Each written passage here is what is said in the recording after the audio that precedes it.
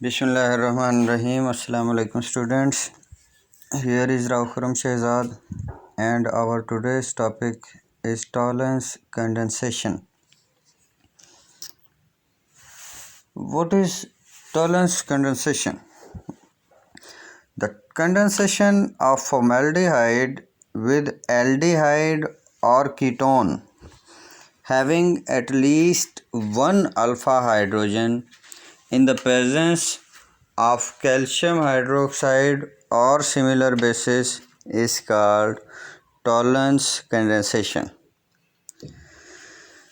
इसमें दो मॉलिक्यूल जिन्होंने कंडेंस होना है उनमें से एक फॉर्मेल्डिहाइड होगा और दूसरा कोई भी ऐसा एल्डिहाइड या कीटोन जिसके पास कम से कम एक अल्फ़ा हाइड्रोजन मौजूद हो। एक से ज़्यादा भी हो सकते हैं लेकिन एक ज़रूरी है।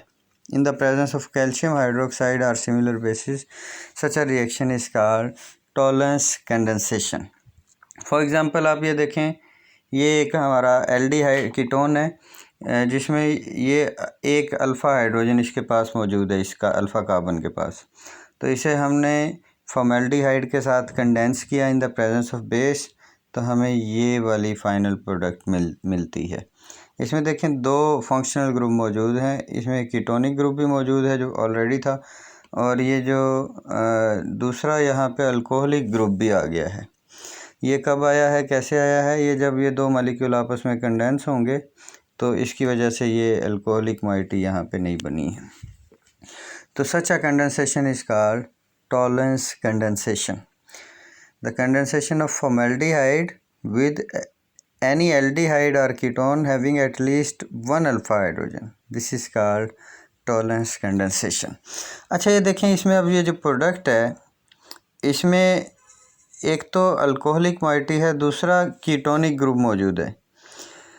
अब ये रिएक्शन यहाँ पे भी रोका जा सकता है, लेकिन अब हमारे पास रिएक्शन मिक्सचर में एक तो ये वाली प्रोडक्ट है जिसके पास अब और कोई अल्फ़ा हाइड्रोजन मौजूद नहीं है, जबकि दूसरी तरफ हमारे पास फॉर्मेल्डिहाइड भी होता है और फॉर्मेल्डिहाइड के पास भी कोई अल्फ़ा हाइड्रोजन नहीं है। इन दोनों के पास कोई अल्फ़ा हाइड्रोजन नहीं होता।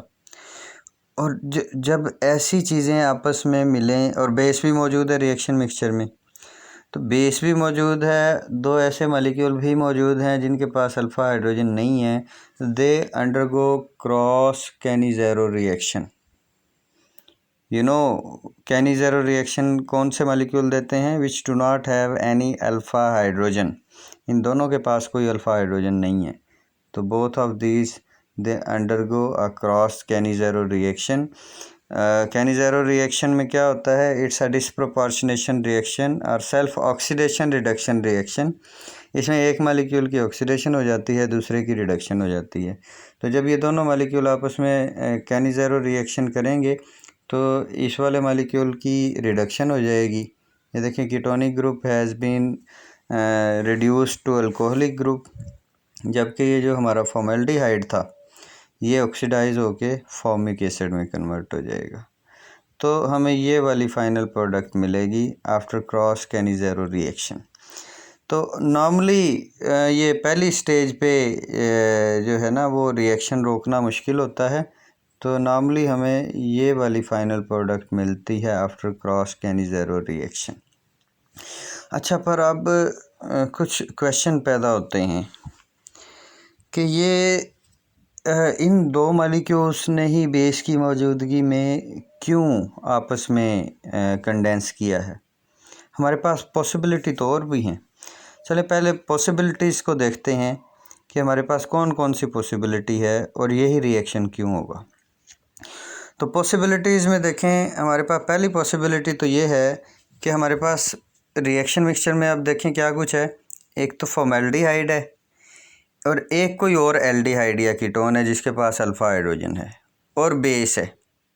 अब पहली पॉसिबिलिटी तो ये है कि ये भी तो हो सकता है कि ये जो बेस है ये प्रोटॉन कैप्चर करने की बजाय अल्फ़ा हाइड्रोजन को कैप्चर करने की बजाय ये फॉर्मेल्डिहाइड के कार्बोनिल कार्बन पे अटैक कर दे, और यहाँ अटैक करेगा तो this will lead to Cannizzaro reaction rather than Tollens condensation. दूसरी पॉसिबिलिटी क्या है? दूसरी पॉसिबिलिटी ये है कि ये जो हमारा बेस है ये दूसरे एल्डिहाइड या कीटोन से अल्फ़ा हाइड्रोजन कैप्चर करे, कार्बन आयन बना, और ये जो कार्बन आयन बना है ये फॉर्मेल्डिहाइड के साथ कंडेंस होने की बजाय अपने ही जैसे दूसरे एल्डिहाइड या कीटोन के मॉलिक्यूल के साथ कंडेंस हो जाए, and this will lead to aldol condensation reaction. ये भी पॉसिबल है। और तीसरी पॉसिबिलिटी ये है कि ये बेस यहाँ से अल्फ़ा हाइड्रोजन ले कार्बन आयन बने, और ये जो कार्बन आयन बना है ये अपने ही जैसे दूसरे एल्डिहाइड या कीटोन के मॉलिक्यूल पे अटैक करने की बजाय फॉर्मेल्डिहाइड के कार्बोनिल कार्बन पे अटैक करे, and this will lead to Tollens condensation.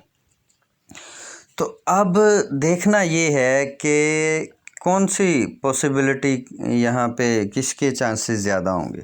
तो सबसे पहले तो देखें कि पहली पॉसिबिलिटी ये थी कि ये जो हाइड्रोक्साइड है ये कार्बन पे अटैक करे, इलेक्ट्रोफिलिक कार्बन पे, rather than capturing alpha hydrogen.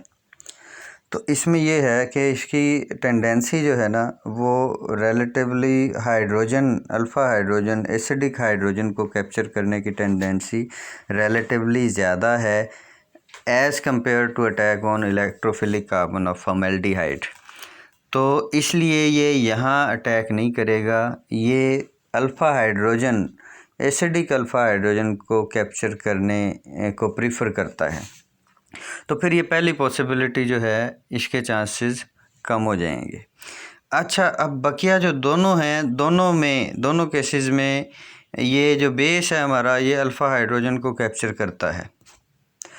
तो दोनों केसेस में हमारे पास कार्बन आयन बना है, यहाँ तक तो सेम है। अब इन दोनों में डिफरेंस क्या है? इन दोनों में डिफरेंस ये है कि जो कार्बन आयन बना है ये सेकंड वाले केस में अटैक करता है अपने ही जैसे दूसरे कार्बोनिल कंपाउंड एल्डिहाइड या कीटोन के कार्बोनिल कार्बन पे एज अ न्यूक्लियोफाइल। और तीसरी पॉसिबिलिटी में ये जो कार्बन आयन बना है ये अपने ही जैसे एल्डिहाइड या कीटोन पे अटैक नहीं करता बल्कि फॉर्मेल्डिहाइड के मॉलिक्यूल पे अटैक करता है एज अ न्यूक्लियोफाइल। अब इन दोनों में हमने देखना है ये जो सेकंड और थर्ड वाली पॉसिबिलिटी है इनमें से किसके चांसेस ज़्यादा होंगे। तो इनमें से देखें कार्बन आयन बनने तक का प्रोसेस तो सेम है। अब नेक्स्ट जो है अटैक होना है किसी मॉलिक्यूल पे न्यूक्लियोफिलिक अटैक। तो न्यूक्लियोफाइल्स की तरफ अगर हम रिएक्टिविटी का ऑर्डर देखें तो हमने पहले भी डिस्कस किया हुआ है कि ये जो एल्डिहाइड और कीटोन होते हैं इनमें इनकी रिएक्टिविटी टुवर्ड्स न्यूक्लियोफाइल क्या है। तो यहाँ देखें ये हमारे पास सबसे पहले फॉर्मेल्डिहाइड है। फॉर्मेल्डिहाइड में देखें ये इन सभी में कार्बोनिल ग्रुप तो मौजूद है, carbon double bond oxygen, carbon पे पार्शियल पॉजिटिव चार्ज होता है, ऑक्सीजन पे पार्शियल नेगेटिव होता है due to the higher electronegativity of oxygen atom as compare to carbon. अच्छा, फॉर्मेल्डिहाइड में देखें इसके दोनों तरफ जो हैं वो हाइड्रोजन मौजूद हैं जो कि ना तो इलेक्ट्रॉन डोनेटिंग में आते हैं ना विड्राइंग में आते हैं, कोई इफ़ेक्ट नहीं है। जबकि अगर एनी अदर एल्डिहाइड हम लें अदर दैन फॉर्मेल्डिहाइड तो उसमें एक तरफ हाइड्रोजन होता है जबकि दूसरी तरफ अल्काइल ग्रुप होता है। Alkyl group electron donating group है और जो इलेक्ट्रॉन डोनेटिंग ग्रुप होंगे वो इस कार्बन की इलेक्ट्रोफिलिसिटी को कम कर देंगे। पार्शियल पॉजिटिव मीन इसके पास इलेक्ट्रॉन की डेफिशिएंसी थी, लेकिन ये साथ में जो इलेक्ट्रॉन डोनेटिंग अल्काइल ग्रुप लगा हुआ है ये क्या करेगा, ये इसे इलेक्ट्रॉन डोनेट करेगा और इसकी इलेक्ट्रॉन की डेफिशिएंसी को कुछ हद तक फुलफ़िल कर देगा। तो इसकी इलेक्ट्रोफिलिसिटी जो है वो कम हो जाएगी। तो this aldehyde molecule is less electrophilic than formaldehyde. और अगर इसी तरह आप कीटोन में देखें तो कीटोन में कार्बोनिल ग्रुप के दोनों तरफ अल्काइल ग्रुप लगे होते हैं which are electron donating group. तो they further decrease the electrophilicity of the carbonyl carbon of ketones.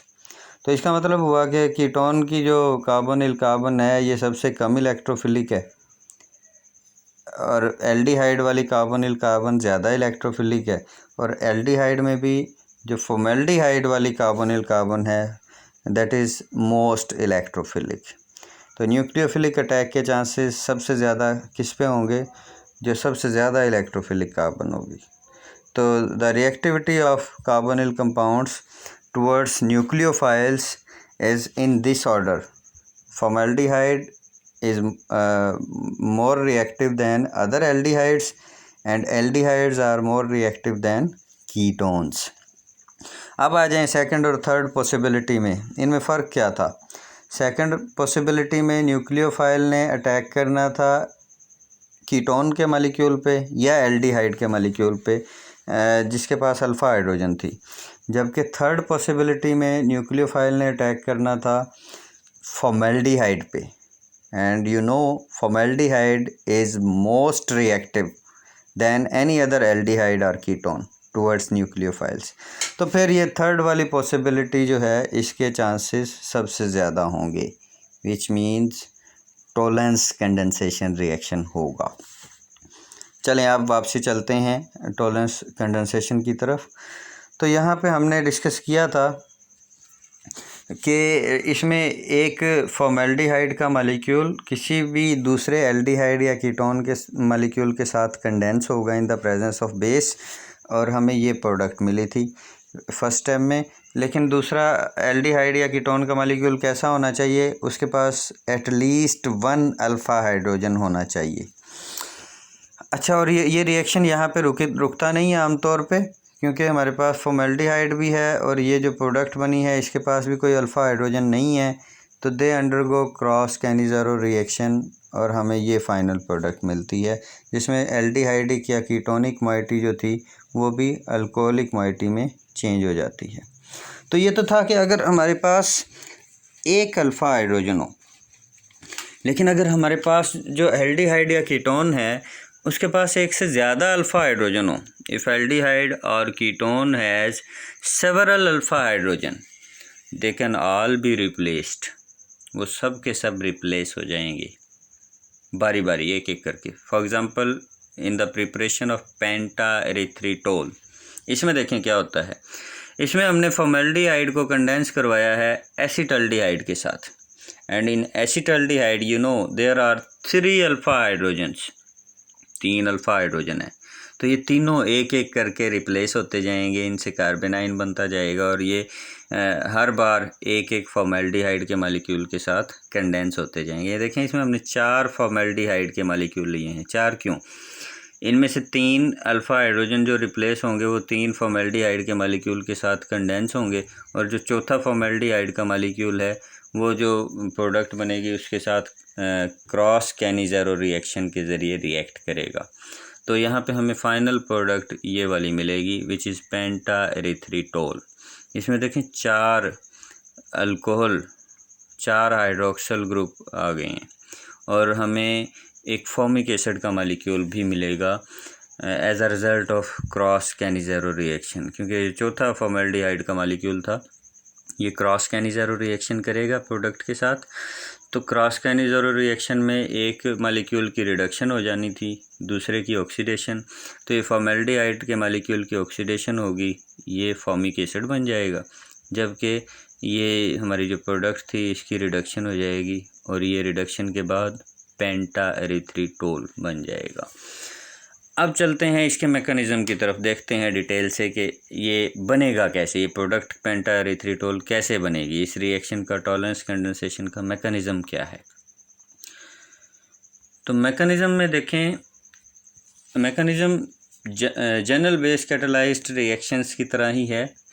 इसमें सबसे पहले ये हमारा एसिटल्डिहाइड का मॉलिक्यूल है, बेस यहाँ से एक अल्फ़ा हाइड्रोजन को कैप्चर करेगा, ये कार्बेनाइन बन जाएगा विच इज़ मीज़ोमेरिकली स्टेबलाइज्ड 1, और ये इसका रेजोनेंस स्ट्रक्चर आ जाएगा दूसरा। अब ये जो कार्बेनाइन बना है ये अच्छा न्यूक्लियोफाइल है, and it will attack on the carbonyl carbon of formaldehyde.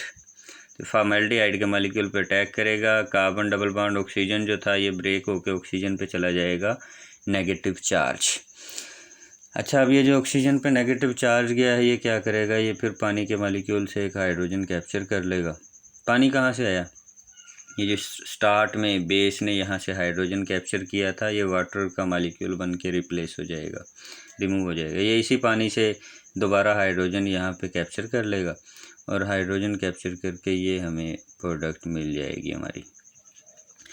ये फर्स्ट वाली प्रोडक्ट है जिसमें एक मॉलिक्यूल फॉर्मेल्डिहाइड का कंडेंस हुआ है एसिटल्डिहाइड के मॉलिक्यूल के साथ। लेकिन इसमें अभी आप देखें, इसके पास अभी ये जो प्रोडक्ट बनी है, इसके पास अभी ये 2 अल्फ़ा हाइड्रोजन और मौजूद हैं which can be replaced and they will be replaced. तो अब देखें नेक्स्ट स्टेप में ये होगा, फिर बेस जो है वो यहाँ से एक और अल्फ़ा हाइड्रोजन को कैप्चर करेगी। बेस यहाँ से अल्फ़ा हाइड्रोजन कैप्चर करेगी तो ये फिर से कार्बेनाइन बन जाएगा और ये फिर से कार्बेनाइन एक और एल्डिहाइड फॉर्मेल्डिहाइड के मॉलिक्यूल पे अटैक करेगा। फिर ऑक्सीजन पे नेगेटिव चार्ज आया जिसने पानी के मॉलिक्यूल से एक हाइड्रोजन कैप्चर कर लिया और हमें ये वाली प्रोडक्ट मिल गई जिसमें 2 अल्कोहलिक मोइटीज़ इंट्रोड्यूस हो चुकी हैं, 2 फॉर्मेल्डिहाइड के मॉलिक्यूल कंडेंस हो चुके हैं, but it still have another alpha hydrogen. तो अब नेक्स्ट स्टेप में ये होगा कि बेस फिर से यहाँ से तीसरा अल्फ़ा हाइड्रोजन भी कैप्चर कर लेगी और ये फिर से कार्बेनाइन बनेगा which will attack on the electrophilic carbon of formaldehyde. तो ये फॉर्मेल्डिहाइड के मॉलिक्यूल पे फिर से अटैक करेगा, फिर से ऑक्सीजन पे जो नेगेटिव चार्ज आएगा ये हाइड्रोजन कैप्चर कर लेगा पानी से और हमें ये वाली प्रोडक्ट मिलेगी which have no alpha hydrogen, no more alpha hydrogen now. तो अब ये देखें, इसमें 3 मॉलिक्यूल फॉर्मेल्डिहाइड के कंडेंस हो चुके हैं, 3 अल्कोहलिक मोइटीज़ इंट्रोड्यूस हो चुकी हैं, जबकि चौथी तरफ फॉर्माइल ग्रुप अटैच है, एल्डिहाइड। और कौन सा एल्डिहाइड है? Which have no alpha hydrogen now, no more alpha hydrogen. अच्छा देखें, अब इसके पास भी कोई अल्फ़ा हाइड्रोजन नहीं है और दूसरी तरफ हमारे पास फॉर्मेल्डिहाइड भी है रिएक्शन मिक्सचर में, उसके पास भी कोई अल्फ़ा हाइड्रोजन नहीं है। अब दोनों ऐसे हैं जिनके पास कोई अल्फ़ा हाइड्रोजन नहीं है, तो they will undergo a crossed Cannizzaro reaction. कैसे? ये इस तरह होगा कि ये जो बेस है ये अब इनमें से एक मॉलिक्यूल के कार्बोनिल कार्बन पे अटैक करेगी। कंपटीशन किस किस का है? कंपटीशन है फॉर्मेल्डिहाइड है हमारे पास और ये वाला मॉलिक्यूल है जो लास्ट में हमने प्रोडक्ट बनाई है after the condensation of 3 molecules of formaldehyde with acetaldehyde. Base कौन से कार्बोनिल कार्बन पे अटैक करेगी? Which will be more electrophilic, और मोर इलेक्ट्रोफिलिक हमने अभी देखा है फॉर्मेल्डिहाइड का जो कार्बोनिल कार्बन है that is more electrophilic than any other aldehyde. तो ऑब्वियसली ये जो बेस है ये फॉर्मेल्डिहाइड के कार्बोनिल कार्बन पे अटैक करेगी, ऑक्सीजन पे नेगेटिव चार्ज चला जाएगा, ये वापसी कार्बन और ऑक्सीजन के दरमियान डबल बॉन्ड बनेगा और ये एक hydrogen in the form of hydride ion ये एज अ न्यूक्लियोफाइल अटैक करेगा ये दूसरे मॉलिक्यूल के कार्बोनिल कार्बन पे और ये कार्बन डबल बॉन्ड ऑक्सीजन जो है ये ब्रेक होके ऑक्सीजन पे चला जाएगा नेगेटिव चार्ज। और ये जो ऑक्सीजन पे नेगेटिव चार्ज गया था ये जो हमारे पास एसिड फॉर्मिक एसिड बना था यहाँ से, तो ये उससे एक हाइड्रोजन कैप्चर कर लेगा और ये फॉर्मेट आयन की सूरत में अलहदा हो जाएगा और ये after capturing proton this will be converted into pentaerythritol. तो this is called crossed Cannizzaro reaction, ये जो हमने अभी डिस्कस किया है। इसमें देखें हुआ क्या है, इसमें 2 मॉलिक्यूल थे एल्डिहाइड के, दोनों के पास अल्फ़ा हाइड्रोजन नहीं था, उनमें से एक की रिडक्शन हो गई है, this has been aldehyde moiety has been reduced to alcohol, जबकि दूसरा जो एल्डिहाइड था उसकी ऑक्सीडेशन हो गई है and this has been converted into carboxylic acid. तो this is crossed Cannizzaro reaction. अच्छा, अब ये जो पेंटाएरिथ्रिटोल बन गया है इसके यूजेस क्या हैं? तो this is used in the manufacture of plastic resins. इसके अलावा भी हम इसे इस्तेमाल कर सकते हैं। इसके अलावा आप देखें कि अगर हम इसे